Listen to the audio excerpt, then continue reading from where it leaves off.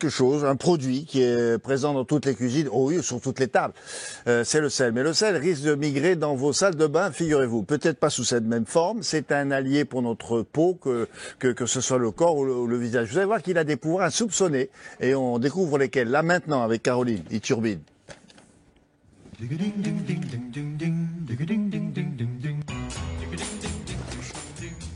Bon, en général, le sel, vous êtes au courant, vous en mettez un peu, beaucoup, parfois trop, sur la viande, sur les pâtes. Mais apparemment, le sel, ça servirait aussi à plein d'autres choses. Avant de passer en revue les super pouvoirs du sel, un petit mot finalement sur ce que c'est, le sel. Bah oui, c'est la petite minute, ce qu'il faut savoir sur le sel pour le ressortir ce soir à votre dîner. C'est un minéral naturel qui est fait de sodium et de chlore. Alors, il est extrait par l'homme depuis des millénaires. On sait déjà le pouvoir du sel puisqu'il servait à conserver les aliments quand il n'y avait pas de frigidaire. Vous pouvez conserver par exemple la viande, le poisson, etc. Ça permettait vraiment de conserver ces denrées périssables. Et c'est vrai que le sel, il a assez mauvaise réputation quand on l'ingère, quand on le met voilà, sur nos plats parce que il est accusé, et à tort, de causer de l'hypertension artérielle, notamment quand on en consomme trop. Ah mais oui, vous allez pas voir. À tort. Oui. Ah non, à raison, j'ai dit à tort? Ah oui, vous avez dit à tort. À raison. À raison, oui. complètement. Mollo sur le sel, l'ennemi invisible.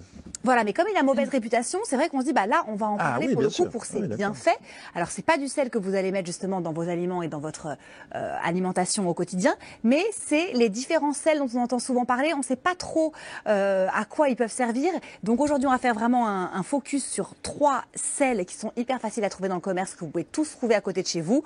Le sel d'Epsom, le sel de la mer Morte et le sel de l'Himalaya. Et vous allez voir que en fonction de leur teneur en oligo-éléments et notamment en minéraux, eh bien, ils vont avoir des bienfaits différents pour le corps. Le sel de la mer Morte maintenant, ça sert à quoi? Alors, le sel de la mer Morte, vous voyez qu'il est déjà beaucoup plus épais. D'accord, on dirait vraiment des cristaux de sel. Je ne sais pas si on voit très très bien là.